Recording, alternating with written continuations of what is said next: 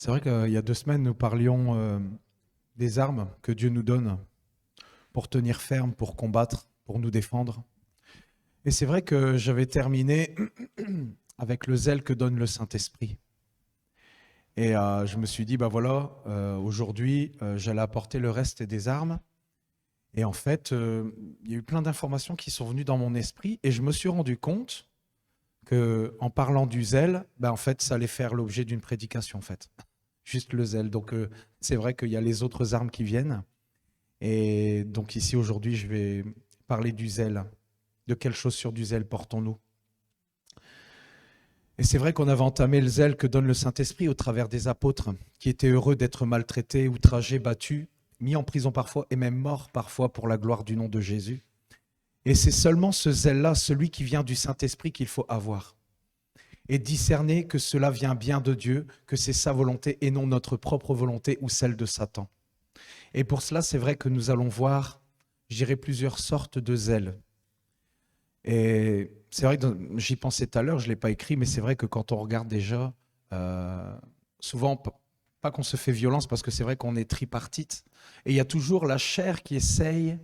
C'est pour ça que la parole de Dieu nous dit que nous devons être zélés et de ne pas être vraiment paresseux, parce que les paresseux n'héritent pas du royaume.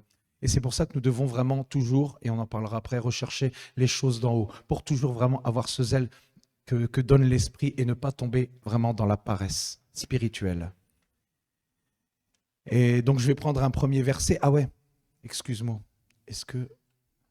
J'ai complètement zappé. Attends, est-ce que tu peux donner ça? Décidément. Ce sont les versets pour qu'il puisse les préparer à l'avance, mais il aura peu de temps là.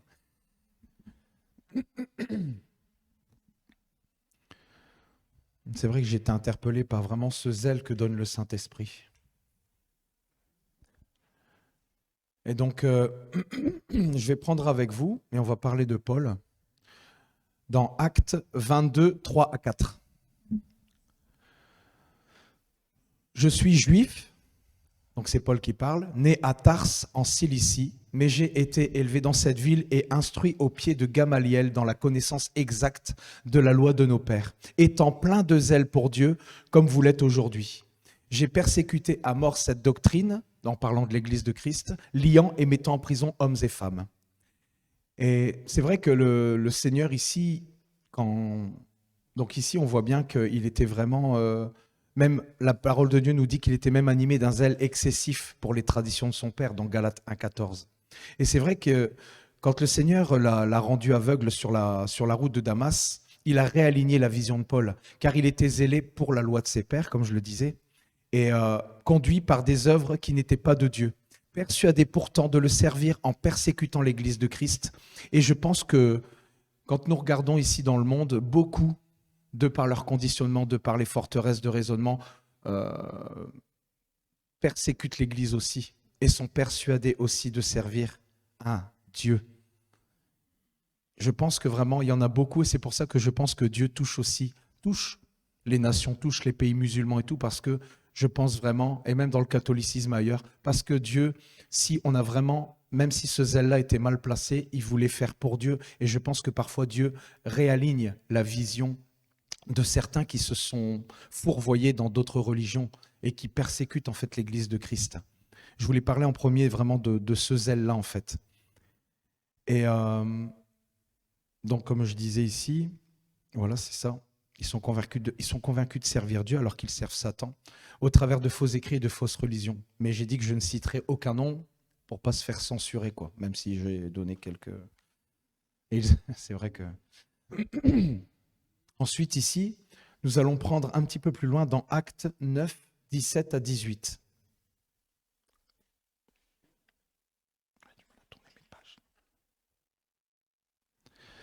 Ananias sortit, et lorsqu'il fut arrivé dans la maison, il imposa les mains à Saul, en disant « Saul, mon frère, le Seigneur Jésus, qui t'est apparu sur le chemin par lequel tu venais, m'a envoyé pour que tu recouvres la vue et que tu sois rempli du Saint-Esprit. » Au même instant, il tomba de ses yeux comme des écailles et il recouvra la vue. Il se leva et fut baptisé.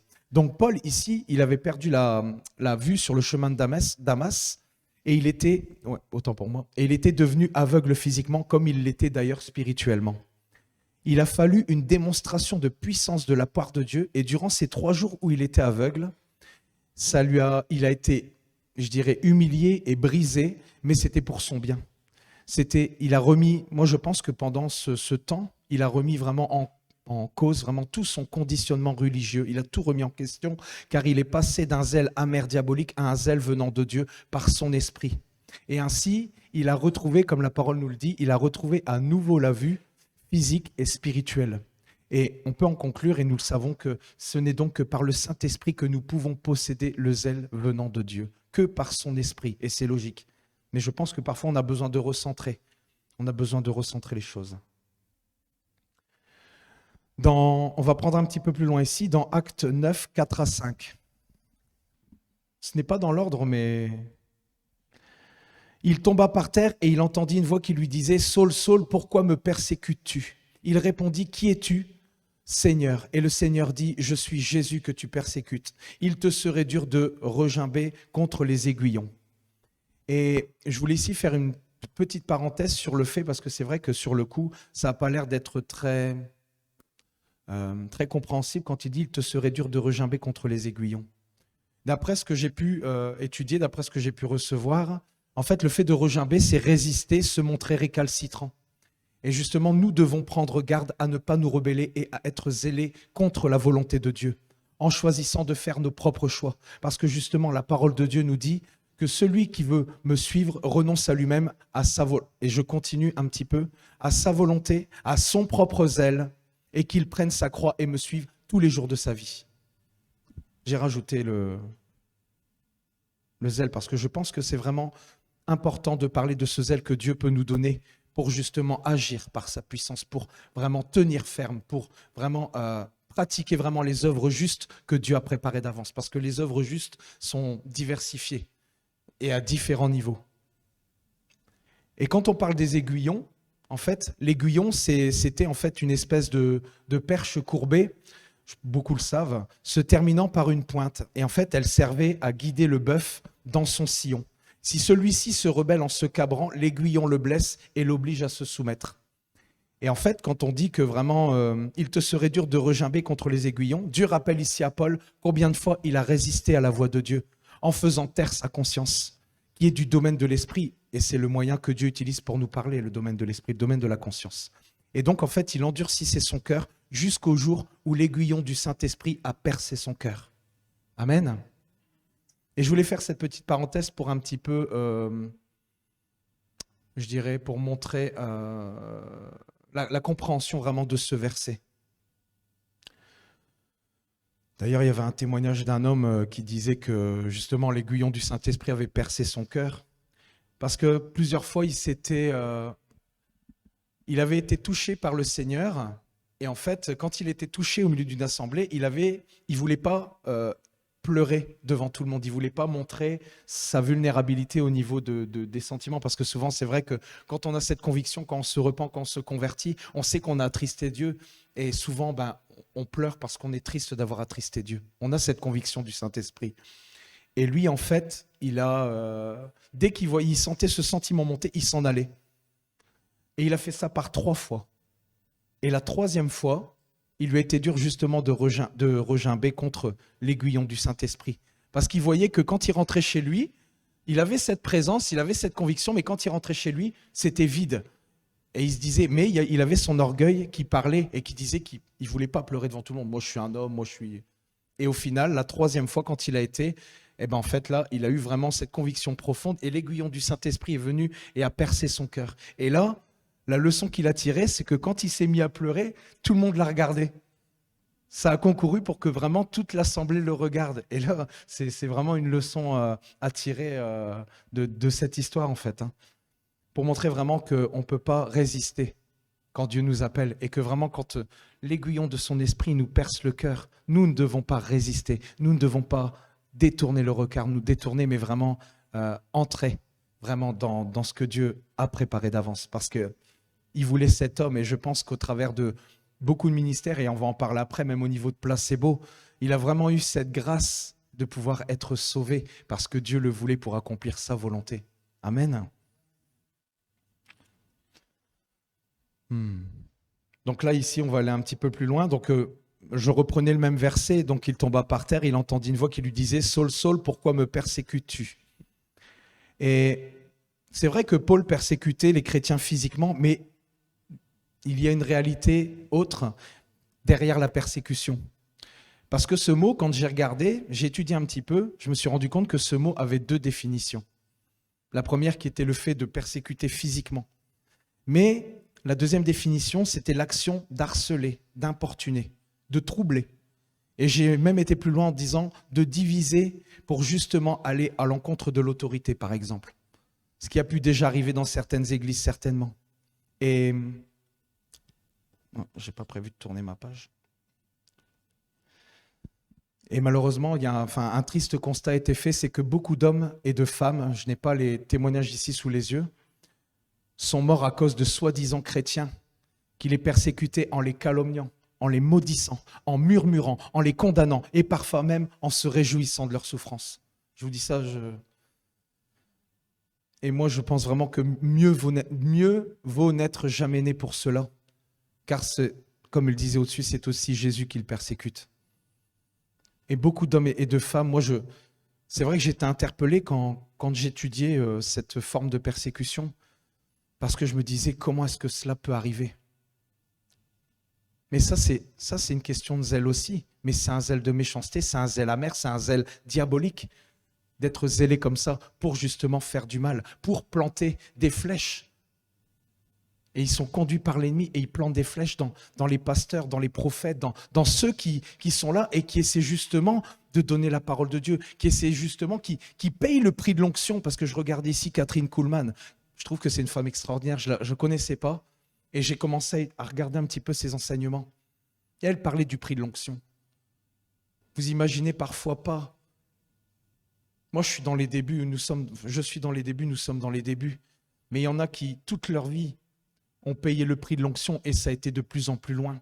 Et de voir que des hommes et des femmes qui se disent chrétiens, alors que cet homme-là voulait apporter les enseignements, voulait apporter la parole, il se faisait critiquer, il murmurait. Mais ça atteint. Parce que ça laisse une porte ouverte à l'ennemi aussi. Nous savons que Dieu permet certaines choses dans certains cas de figure. Mais le fait que des chrétiens comme ça maudissent, je trouvais ça vraiment honteux. Et c'est pour ça que je pense vraiment sincèrement que pour cela, vaut mieux qu'ils ne soient jamais nés parce que leur châtiment, il va être à un haut degré. Je le pense sincèrement. Donc c'est pour ça que vraiment, je dis ça au travers de ça, pour que nous puissions mesurer les paroles. Parce que tout ce qui sort de notre bouche ne peut être que source de bénédiction ou de malédiction. Nous devons vraiment avoir la sagesse quand nous parlons.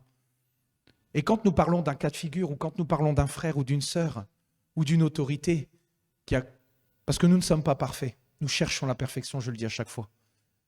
Et au lieu de parler, de critiquer, de dire certaines choses, même si on dit c'est pas pour critiquer, mais si, parce qu'à partir du moment où on dit je veux pas critiquer, mais il y a le mec qui est dedans. Je veux pas dire ça, mais moi je pense que directement, on doit prier pour ces personnes, on doit prier pour que vraiment Dieu touche, parce que c'est ce que nous sommes appelés à être. Nous sommes appelés à être un bouclier pour les frères et sœurs. Je ne parlerai pas du bouclier de la foi aujourd'hui, mais prochainement. Mais je me suis arrêté là-dessus, je vais rechercher où j'en suis d'ailleurs. Je me suis arrêté là-dessus parce que je trouvais vraiment important et primordial, parce que ça, dans ces temps-ci, ça peut vraiment nous disqualifier. Le fait de parler contre un frère, contre une sœur, contre l'autorité. Amen. Si tu veux dire quelque chose, n'hésite pas.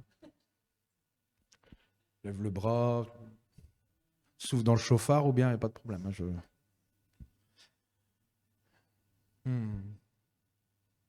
Alors où j'en étais ? Mais c'est ça, mais à l'opposé, le zèle que donne le Saint-Esprit, il recherche l'amour, il recherche la vérité, il recherche l'intérêt de l'autre, il pardonne constamment, il recherche la sainteté, il s'attache aux choses d'en haut. Parce que c'est vrai, mes amis, nous avons les pieds sur terre, mais notre tête doit être constamment dans les cieux. Et j'ai trouvé ça parce que c'est passé dans mon fil et c'était aussi un peu en rapport avec ce que j'apportais. J'ai trouvé ça intéressant. C'est un serviteur de Dieu en Inde, Zach Pounen, je ne sais pas si vous connaissez. Et en fait, il dit un jour, j'étais dans un avion, j'ai découvert que plus nous montions haut dans le ciel, plus les choses au sol devenaient petites. Finalement, je ne pouvais plus faire la différence entre les choses importantes en dessous de moi. Et en fait, ce qu'il voulait dire, c'est que si l'importance des choses matérielles, terrestres, ne diminue pas dans notre vie, il est possible que vous n'alliez pas plus haut dans le Seigneur. Et j'ai trouvé vraiment cette image vraiment bien. Ça peut venir que du Saint-Esprit. De dire vraiment que les choses importantes, elles ne sont pas en bas, elles sont en haut. Nous devons vraiment constamment regarder là-haut si nous voulons avancer dans le Seigneur. Si nous voulons aller plus loin avec Dieu, alors nous devons porter ces choses sûres que donne le zèle du Saint-Esprit pour les choses d'en haut. Nous devons être de moins en moins zélés pour les choses ici-bas. Et plus nous recherchons le royaume de Dieu, plus les choses terrestres nous paraîtront insignifiantes. Amen. Amen. Et ce zèle qui vient d'en haut témoigne au prochain de l'amour de Dieu, de la repentance, de la vocation. Il cherche le surnaturel de Dieu, c'est ça. Nous, ici, dans ce temps-ci, nous sommes zélés et nous avons ce zèle et nous savons qu'il vient du Saint-Esprit parce que Dieu veut que nous agissions dans le surnaturel. Désolé, c'est le détartrage en profondeur qui me fait zozoter un petit peu de temps en temps. Faut que je m'habitue. Mais c'est vrai, nous recherchons le surnaturel de Dieu et je me rends de plus en plus compte que nous y aspirons, nous soupirons après la puissance de Dieu. Parce que ce n'est pas basé sur une sagesse humaine, c'est basé, le royaume de Dieu, la puissance de Dieu, elle est basée vraiment, c'est une démonstration d'esprit et de puissance. Et c'est ça ce que j'avais reçu lundi. J'avais reçu un verset lundi, c'était « Mon royaume ne consiste pas en parole, mais en puissance. » Et c'est à ça que nous devons aspirer dans ce temps-ci. Et je pense que le zèle que Dieu nous donne par son esprit fait que nous aspirons, nous sommes vraiment en alignement avec le temps Kairos, avec cette saison pour laquelle nous allons agir, non seulement au milieu de nous, mais aussi pour ceux qui sont dehors. Et c'est ce zèle que donne l'Esprit qui nous fait agir. Amen. Et c'est celui que donne l'Esprit seulement. Nous allons voir pourquoi après. Donc il témoigne de la repentance, de la conversion. Et ce zèle aspire aussi, et Agathe en a parlé tout à l'heure, certainement pour certains venir sur l'estrade, mais pour d'autres avoir d'autres dons, le don de guérison, le don d'imposition des mains. Et je pense que vraiment c'est ça, ce zèle-là aussi recherche le don, les dons de l'esprit, les différents dons que Dieu a donnés, parce que nous sommes un corps, la main, le doigt, l'épaule, tout sert dans le corps de Christ. Et nous avons tous un ou plusieurs dons à faire valoir. Parce que sinon, tout cela nous sera redemandé. Amen. Nous ne devons pas enterrer le talent que Dieu nous a donné. Spirituellement, je parle. Parce que c'est vrai qu'on peut parler des talents naturels, comme Agathe nous l'a apporté il y a quelques semaines. Et je pense que c'est vraiment important ici, dans ce temps-ci, de vraiment arrêter de regarder en bas, mais de maintenir vraiment notre tête vraiment là-haut, les yeux et les cœurs vraiment fixés et dirigés vers Jésus, pour que nous puissions recevoir de sa part. Amen.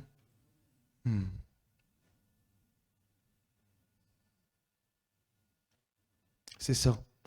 Il cherche le surnaturel de Dieu, ce zèle recherche le cœur de Dieu, la volonté de Dieu, et nous l'avons chanté ici à plusieurs reprises.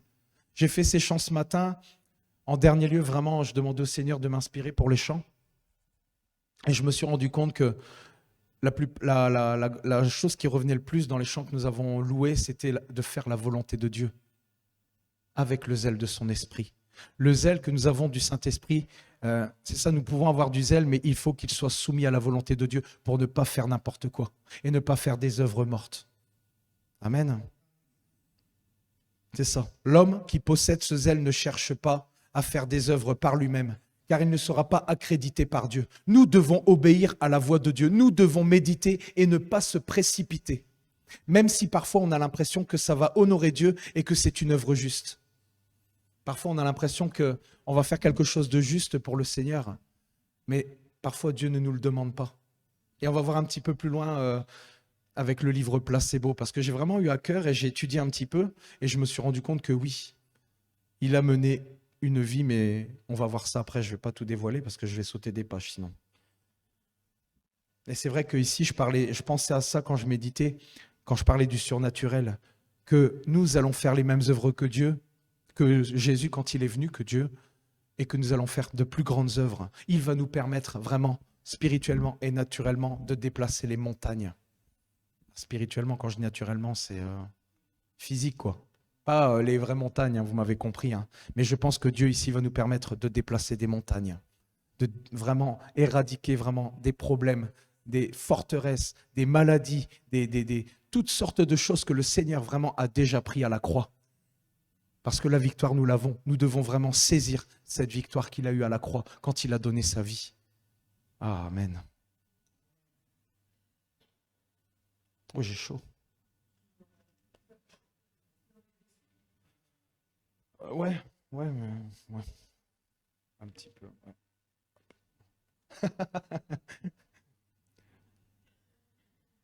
Et là, le questionnement, c'était alors notre propre zèle pour Dieu ou son zèle en nous pour ses œuvres?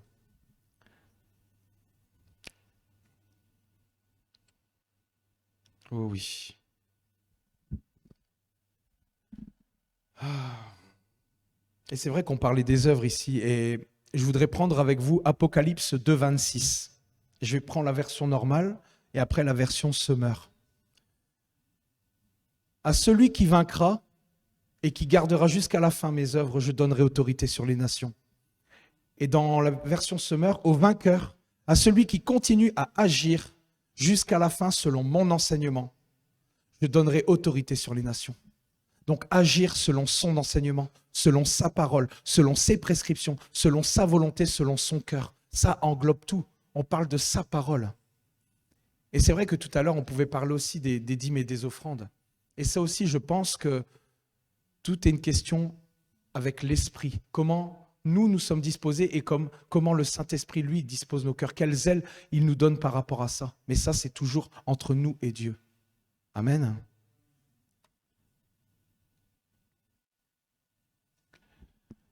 Ici, je voudrais aller un petit peu plus loin pour parler justement toujours du zèle, on reste dans le thème. Dans Actes 16, 5 à 10. Les églises se fortifiaient dans la foi et augmentaient en nombre de jour en jour. Ayant été empêchés par le Saint-Esprit d'annoncer la parole dans l'asile, ils traversèrent la Phrygie et le pays de Galatie. Arrivés près de la Mysie, ils se disposaient à entrer en Bithynie, mais l'Esprit de Jésus ne leur permit pas. Ils franchirent alors la Mysie et descendirent à Troas. Pendant la nuit, Paul eut une vision. Un Macédonien lui apparut et lui fit cette prière. « Passe en Macédoine, secours-nous. » Après cette vision de Paul, nous cherchâmes aussitôt à nous rendre en Macédoine, concluant que le Seigneur nous appelait à y annoncer la bonne nouvelle. Et c'est vrai qu'ici, on parle du zèle parce que c'est vrai que Paul et Silas, ils étaient vraiment zélés pour évangéliser, pour amener la parole de Dieu, pour vraiment faire des miracles et des prodiges qui accompagnent, comme nous avons pu chanter ce chant tout à l'heure. Nous voulons vraiment qu'en annonçant la parole de Dieu, en annonçant l'évangile, nous puissions vraiment avoir cette puissance qui nous accompagne pour toucher les cœurs. Et parce que c'est vrai que sur le coup, cela paraissait bon d'annoncer la bonne nouvelle dans l'Asie ou en Bithynie. Et on voyait bien ici, parce que 2 fois, ayant été empêchés par le Saint-Esprit, et après, l'Esprit de Jésus ne leur permit pas. Donc, on voit bien qu'ici, ils étaient obéissants au Saint-Esprit. Ils étaient à l'écoute de l'Esprit. Ils étaient zélés vraiment pour annoncer l'évangile de paix. Mais à côté de ça, ils devaient être quand même soumis à l'Esprit, parce que sur le coup, ça n'avait pas l'air d'être mauvais justement d'apporter la bonne nouvelle dans l'Asie et en Bithynie. Et ils ont vraiment été véritablement à l'écoute de la voix du Saint-Esprit et ils y ont obéi. Parce que ce n'est pas le tout d'entendre la voix du Saint-Esprit. Le tout, c'est d'y obéir aussi. Et je pense qu'ici, c'est ce qui s'est passé. Et de ce fait, justement, ils ne se sont pas précipités. Ils ont attendu. Et qu'est-ce qui s'est passé ? Pendant la nuit, Paul a eu une vision. Un Macédonien lui a apparu. Et on connaît la suite. Il devait apporter la bonne nouvelle et tout concourt avec Dieu. Mais si il n'y avait pas eu justement, s'il n'avait pas été obéissant au Saint-Esprit, on ne sait pas jusqu'où l'œuvre aurait été, mais cela n'aurait pas été de Dieu. Nous devons vraiment avoir du discernement et discerner la volonté de Dieu. Nous pouvons avoir du zèle, mais il ne faut pas que ce zèle soit mal placé, même si nous pensons que ça peut honorer Dieu. Vous comprenez ce que je veux dire ? Et justement, on va en venir plus loin que placebo, j'arrête pas de le dire, mais on y arrive. Et c'est ça, réfléchir avant d'agir, méditer. Mais ce n'est que par le Saint-Esprit que nous pouvons le faire. Il ne faut pas que notre zèle soit mal placé. Et justement, c'est ce qui a permis, nous sommes le fruit du zèle des apôtres qui ont amené la parole à travers le monde. Et si ça n'avait pas été fait ?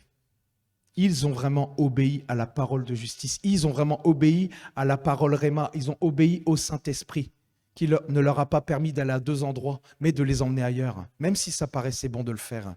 Et c'est ça qu'il nous faut avoir vraiment ce discernement spirituel pour comprendre vraiment où Dieu veut nous emmener. Amen. Maintenant, on va parler un petit peu du livre de Howard Pittman, qui s'appelle Placebo. Je le recommande d'ailleurs. Allez ici. Vous le connaissez, mais c'est pour ceux qui ne le connaissent pas. Et juste avant de lire un ou deux petits passages, je voulais juste vous parler un petit peu de Howard Pittman pour ceux qui ne l'ont jamais lu. En fait, c'est un homme qui est né en 1928 et il était le 7e enfant d'une famille de 8. Il a été élevé dans un foyer chrétien. Et il a travaillé dans la police pendant 25 ans et il était pasteur d'une église. Et en parallèle à son métier, il dit, comme il le disait dans son livre, il distribuait des tracts au coin des rues, il prêchait dans les prisons, il visitait les malades à l'hôpital, il se rendait dans les villes voisines, sur les places publiques pour y prêcher la bonne nouvelle. Et bien d'autres œuvres, comme il le dit, il n'a pas tout cité. Il essayait de faire tout ce que la Bible, comme il le disait, il essayait de faire tout ce que la Bible enseigne aux chrétiens.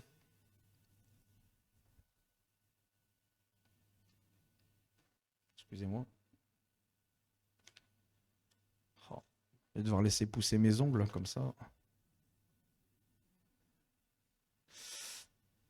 Et même après sa retraite, comme il disait, il est resté 25 ans dans la police, et même après sa retraite, avec sa femme, ils se sont engagés dans 4 nouveaux ministères.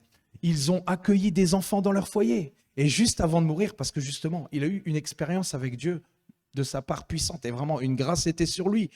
Parce que je vais pas tout vous dire maintenant. Et ils ont accueilli des enfants dans leur foyer. Et juste avant de mourir, il a dit « Ô Dieu, je veux paraître en ta présence pour plaider ma cause. » Et il a pu plaider sa cause, on va le voir un petit peu. Je vais vous lire juste un petit peu, donc à la page 83-84, mais bon, ça ne pourra pas être possible de le mettre là. Attendez, j'y arrive.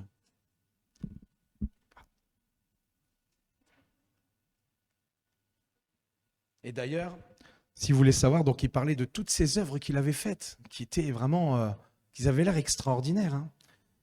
Et d'ailleurs, quand on regarde ici, le titre du chapitre que je vais vous citer, Réveil brutal. Donc ça veut dire ce que ça veut dire. Hein. Je vais prendre un petit peu plus loin, parce que là, il parlait en fait juste avant, il arrivait en fait au 3e ciel, mais il ne pouvait pas entrer, parce que ceux qui entraient ne pouvaient pas en ressortir. Et donc ici, il dit...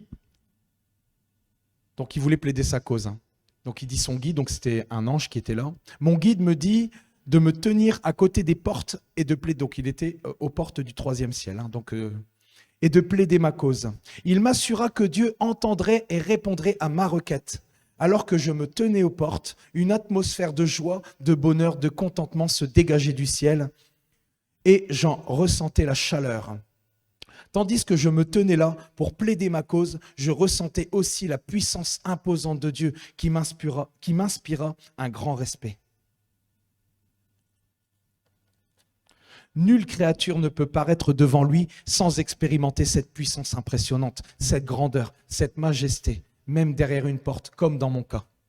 Tout d'abord, j'eus un sentiment de crainte, une sorte de culpabilité que j'éprouve toujours quand je pense m'être imposé vis-à-vis d'autrui.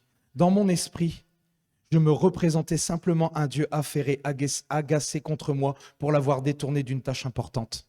Sachons vraiment que nous ne dérangeons jamais Dieu, qu'il a dit vraiment de faire part de tous nos besoins et qu'il s'occuperait de nous. Nous ne devons pas avoir peur de nous décharger sur Dieu parce qu'il est toujours là pour nous. Il est justement affairé, comme il disait, il n'est pas agacé. Oui, il est affairé, mais il est affairé à quoi? À s'occuper de ses enfants. Amen. Et juste au moment où ce sentiment effleurait ma pensée, Dieu passa. Je trouvais alors du courage, ou plutôt de la hardiesse à la pensée que je servais fidèlement mon Dieu depuis bien des années. J'étais convaincu que ma requête serait agréée instantanément. Hardiment, je me présentai devant le trône et entrepris de rappeler à Dieu quelle grande vie d'amour, d'adoration, de sacrifice j'avais vécu pour lui.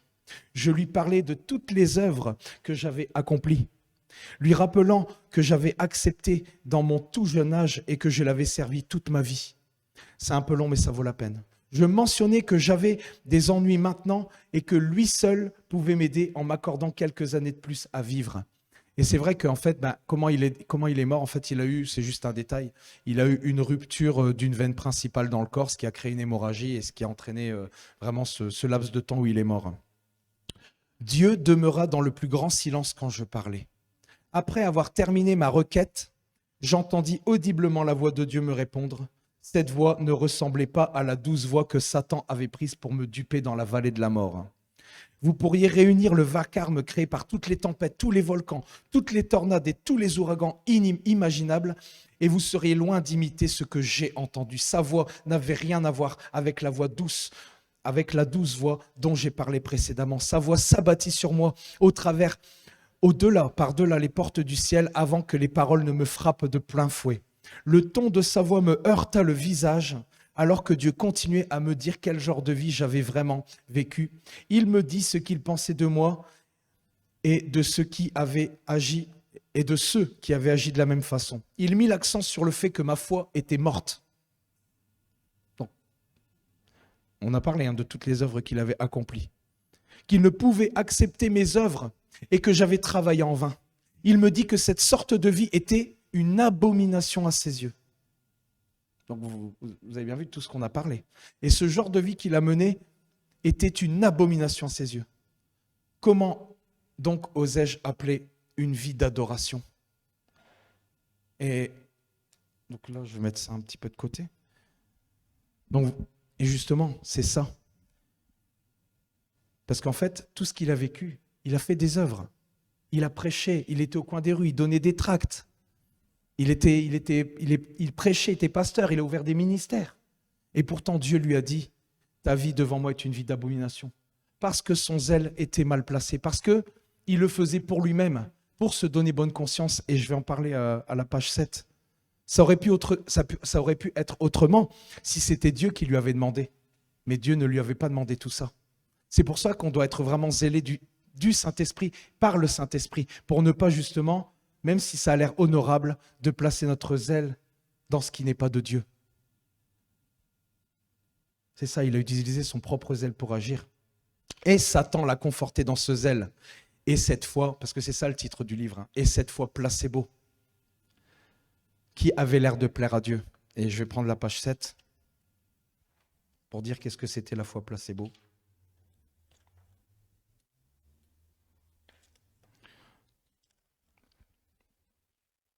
Je suis dans les temps.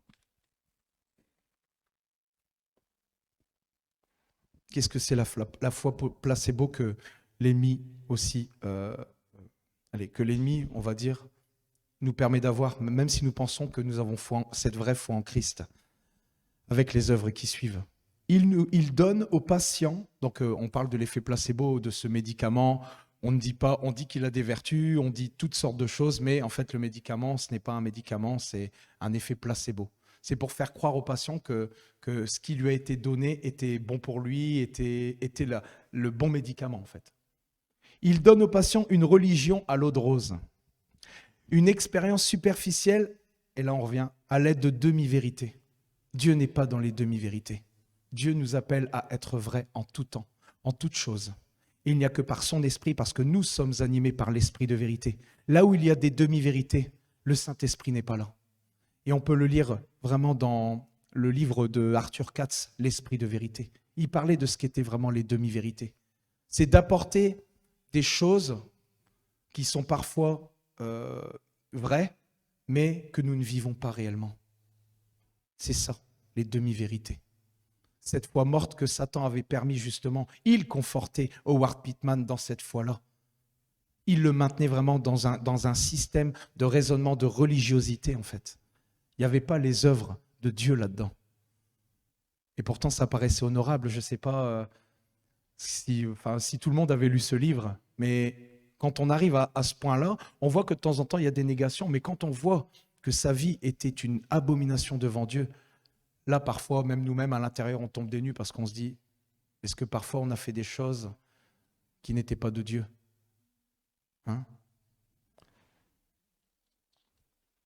Donc c'est ça. À l'aide de demi-vérités, murmurer à son oreille. Il dit alors au malade que ce qu'il vit est vrai. Donc il dit alors au malade que ce qu'il vit est vrai et renferme tout ce dont il a continue son petit bonhomme de chemin en déclarant à qui veut l'entendre qu'il est né de nouveau, que son salut est véritable et que cette expérience contient tout ce qu'une vie peut désirer.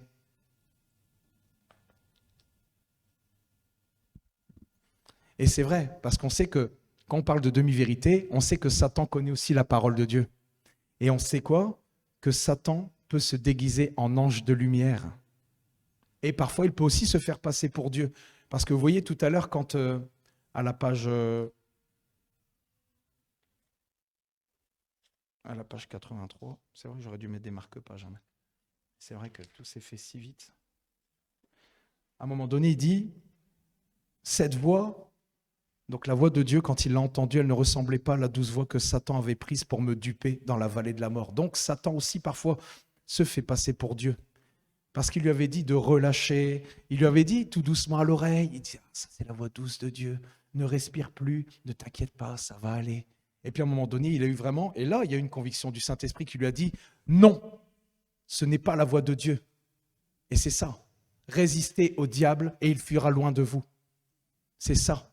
Nous devons vraiment discerner la voix de Dieu et la voix de Satan dans notre esprit. Même si parfois, comme on dit, et c'est ça qu'il faut avoir du discernement, on va dire que parfois c'est difficile de discerner parce que comme l'ennemi amène parfois des demi-vérités, nous devons vraiment avoir l'Esprit de Dieu pour pouvoir discerner. Sans cela, c'est impossible. Impossible. C'est ça, donc arrête. Voilà. Et c'est ça, le Satan, lui, il ne viendra jamais près de vous en disant qui il est réellement. Il ne viendra jamais près de vous en disant qui il est réellement. Nous devons vraiment discerner dans ce temps-ci tout ce qui est de la volonté de Dieu et agir selon son cœur pour ne pas qu'un jour nous paraissions devant lui et qu'il nous dise que notre vie a été une vie d'abomination. Se rendre compte vraiment, on est là, et puis on arrive devant le Seigneur, il y a dû tomber des nues. Hein. Il y a dû vraiment, il y a dû, je sais pas comment il y a dû sentir, mais je ne voudrais jamais ressentir ça. Donc vraiment, ayons vraiment ce discernement pour savoir où nous plaçons vraiment ce zèle et quel zèle nous acceptons de placer. Waouh. C'était une... Oh, c'est aussi des claques hein, pour les chrétiens, parfois. Et c'est ça. Maintenant, justement, je voulais parler de l'obéissance vaut mieux que les sacrifices. Et c'est venu avant que je parle justement de ce zèle que donne le Saint-Esprit. Je vais mettre ça là. Hop. Et je vais vous donner un exemple. Donc je vais prendre juste la fin de la phrase, c'était pour rebondir sur le paragraphe. Donc c'est dans 1 Samuel 10 à 8. Samuel, justement, il a dit à Saül, « Tu attendras 7 jours jusqu'à ce que j'arrive auprès de toi et que je te dise ce que tu dois faire. » Et un petit peu plus loin, on voit Saül qui dit, donc on parle de Saül et il dit, donc Saül attendit 7 jours selon le terme fixé par Samuel. Mais Samuel n'arriva pas à Gilgal et le peuple se dispersait loin de Saül. Alors Saül dit, amenez-moi l'holocauste et les sacrifices d'action de grâce, alors que ce n'était pas lui qui devait le faire. Et il offrit l'holocauste. Comme il achevait d'offrir l'holocauste, voici, Samuel arriva et sortit au-devant de lui pour le saluer. Et Samuel lui dit, qu'as-tu fait ? Et Saül répondit, lorsque j'ai vu que le peuple se dispersait loin de moi, que tu n'arrivais pas au terme fixé et que les Philistins étaient assemblés à Michmash, je me suis dit, les Philistins vont descendre contre moi à Gilgal et je n'ai pas imploré l'Éternel. C'est alors que je me suis fait violence et que j'ai offert l'holocauste. Samuel dit à Saül, tu as agi en insensé, tu n'as pas observé le commandement que l'Éternel, ton Dieu, t'avait donné. L'Éternel aurait affermi pour toujours ton règne, et maintenant, ton règne ne durera point. Quand les versets sont sur 2 pages. Hein. Alors, l'Éternel s'est choisi un homme selon son cœur, et l'Éternel l'a destiné à être le chef de son peuple, parce que tu n'as pas observé ce que l'Éternel t'avait commandé. Et ensuite, c'est vrai qu'il a désobéi une deuxième fois, à la voix de à l'Éternel, et Samuel lui a dit, et c'est là, justement, il avait désobéi une deuxième fois, Et là, Samuel lui dit, l'Éternel trouve-t-il du plaisir dans les holocaustes et les sacrifices, comme dans l'obéissance à la voix de l'Éternel? Voici, l'obéissance vaut mieux que les sacrifices, et l'observation de sa parole vaut mieux que la graisse des béliers. Le zèle, ok, mais selon la volonté de Dieu et dans l'obéissance à sa voix. C'était pareil, parce que Howard Pittman, il n'a pas écouté, parce que certainement, à un moment donné, Dieu s'est révélé à lui. Mais il n'a pas écouté la voix de Dieu, il a fait ses propres œuvres. Et c'est ça. C'est ça ce que je disais. L'obéissance à Dieu vaut mieux que les sacrifices que nous pouvons faire, même si nous le faisons pour Dieu. Si Dieu ne nous a pas demandé de le faire, alors nous ne devons pas le faire. C'était encore un zèle mal placé, et avec un mélange de doute. Puisqu'au final, il a vu que Samuel n'arrivait pas, qu'est-ce qu'il a fait? Il a offert en sacrifice. Il a fait l'Holocauste, alors que Samuel lui a dit que non, ce n'était pas lui qui devait le faire. Et qu'il lui dirait, d'après ce qu'il a entendu de l'Éternel, ce qu'il devait faire au moment où il arriverait. Et il l'a pas fait. Il a désobéi. Et c'est ça. Dieu ne nous demande pas juste. Si Dieu ne nous demande pas de faire quelque chose, nous ne devons pas le faire, même si parfois cela paraît honorable, cela paraît plaire à Dieu. Parce que justement, je pense que c'est aussi une forme de disqualification. D'ailleurs, on le voit avec Howard Pittman qui s'est enfoncé de plus en plus. Et en plus de ça, il a voulu plaider sa cause. Parce qu'il était persuadé, le voile était devant ses yeux. L'ennemi avait vraiment jeté un voile sur ses yeux. Il était persuadé que ce qu'il avait fait pour Dieu était honorable, que c'était pour Dieu, que c'était demandé par Dieu. Mais c'était faux. C'était une vie d'abomination devant Dieu. Waouh. Merci Saint-Esprit.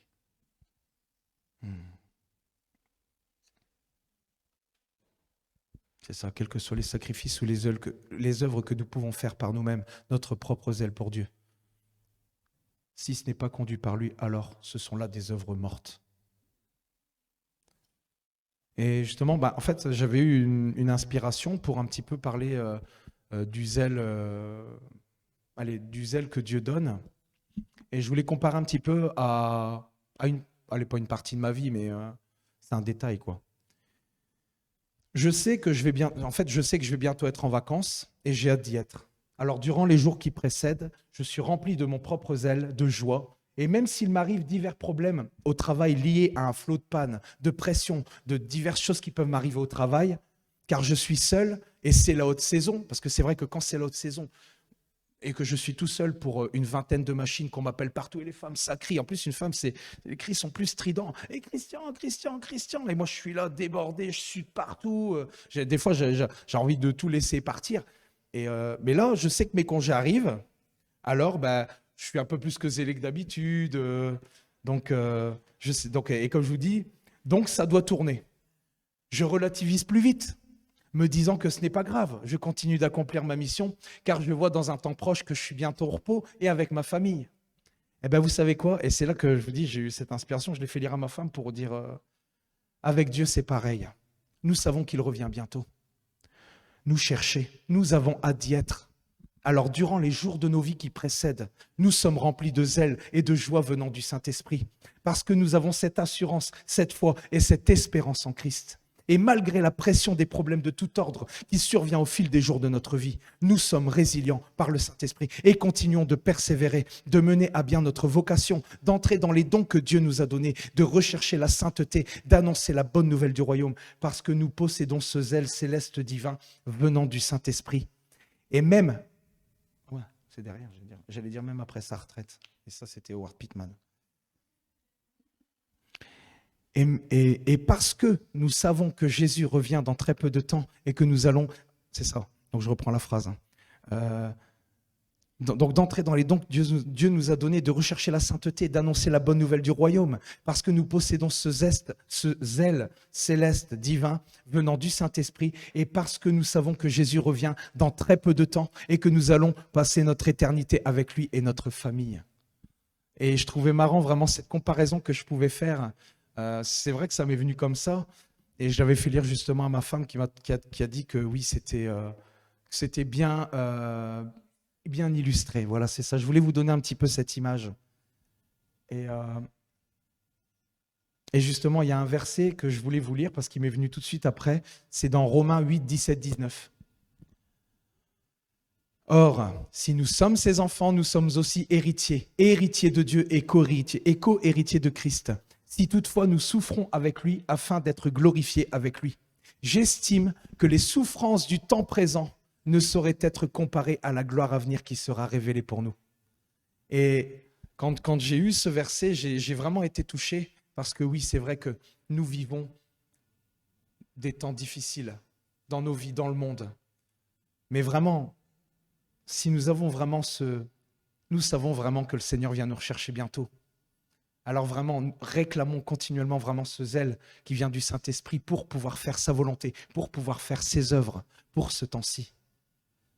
Parce que nous savons qu'il revient bientôt et que nous allons vraiment tous ensemble monter à sa rencontre. C'est bientôt la délivrance, mes amis. Et aussi, la création attend-elle avec un ardent désir la révélation des fils de Dieu. Ce monde attend. Parfois, beaucoup ne le savent pas parce qu'ils ont le voile qui est encore devant les yeux. Mais beaucoup vraiment attendent que nous puissions vraiment nous révéler à eux pour qu'ils puissent vraiment se tourner vers Dieu parce qu'eux aussi vivent des souffrances. Quand on voit le monde, je vois autour de moi, c'est vrai que du fait que je travaille, que je suis à l'extérieur, je vois beaucoup de choses. Et il y a beaucoup de choses qui me peinent. Et vous savez que j'étais descendu de l'atelier, je me disais, j'allais le dire un jour, je suis descendu de l'atelier au travail. Et quand je suis arrivé en bas, je suis passé devant les robots avant d'aller dans ma partie de l'emballage.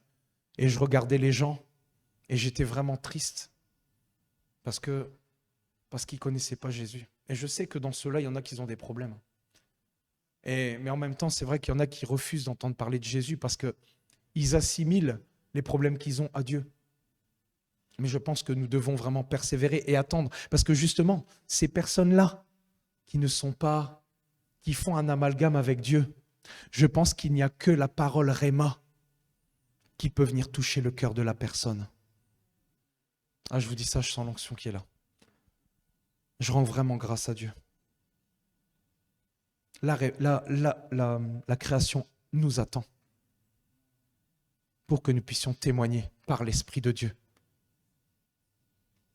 Vraiment, continuons d'être zélés pour le royaume de Dieu et sa justice, pour les œuvres que Dieu a préparées d'avance, car c'est cette épouse-là que Dieu vient chercher. Je reprends mon souffle. Alors, je voulais demander d'où vient notre zèle. Est-il placebo? Est-ce que notre zèle est placebo? Ou conduit par son esprit pour ses œuvres à Dieu dans ce dernier temps?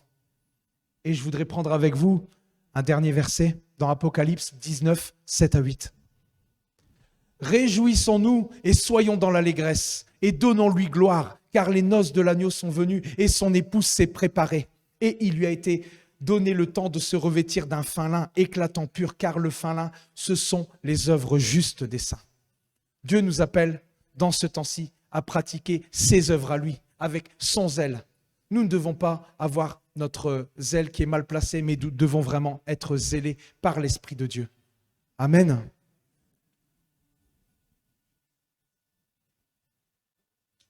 Alors c'est ça, je voulais conclure.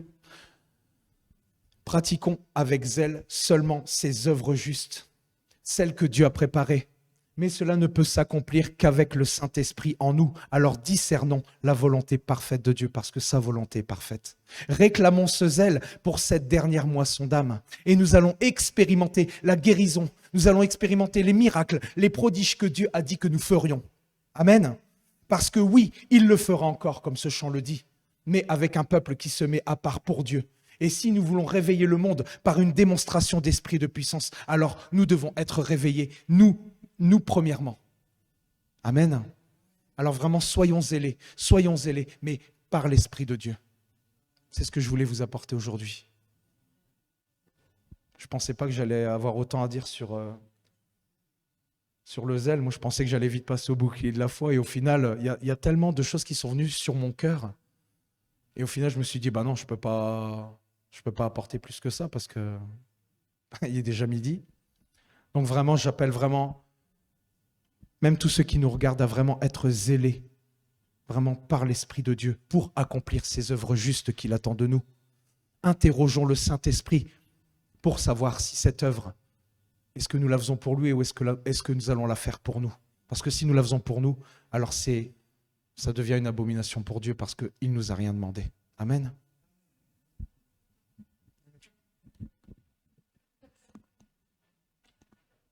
Et vraiment, je vous souhaite un bon dimanche à tous. Parce que je pense que d'habitude, c'est Agathe qui prend ma place, enfin qui vient ici et qui dit bon dimanche. Alors j'oublie. Donc bon dimanche à tous et vraiment méditons là-dessus parce que c'est vraiment important, important. Si nous voulons monter plus haut avec le Seigneur.